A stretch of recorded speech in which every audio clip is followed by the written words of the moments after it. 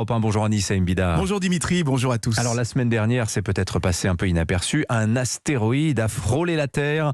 Alors certains y voient une menace pour notre survie, on a vu tous le film Don't Look Up. D'autres y voient en revanche une opportunité pour récupérer des métaux précieux.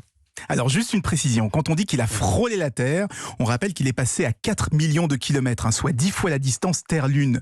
Donc même si c'est très près à l'échelle spatiale, pour nous ça reste quand même très loin. Et c'est pour ça que pendant que certains réfléchissent à dégommer ces astéroïdes façon Armageddon, eh bien d'autres aimeraient profiter de leur proximité pour en récupérer des morceaux plus facilement.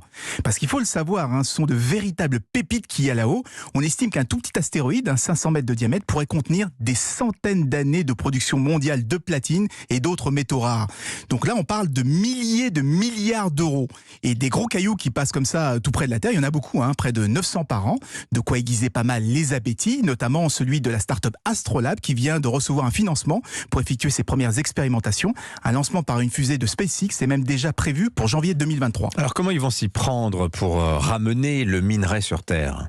Eh bien, ils vont commencer par bombarder l'astéroïde pour le casser en plusieurs petits morceaux, des morceaux qu'ils vont ensuite vaporiser pour récupérer uniquement le minerai le plus précieux.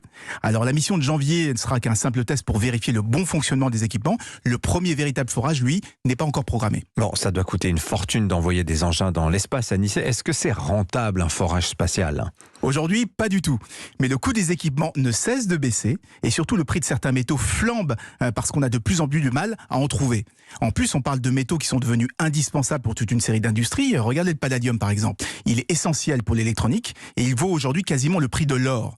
Et le fameux rhodium, celui des pots catalytiques, il vaut aujourd'hui 6 fois le prix de l'or. Et si cette inflation continue, eh bien ça sera bientôt moins cher d'aller les chercher dans l'espace qu'ici sur Terre. Merci beaucoup Anissa Mbida. Il est 6h50.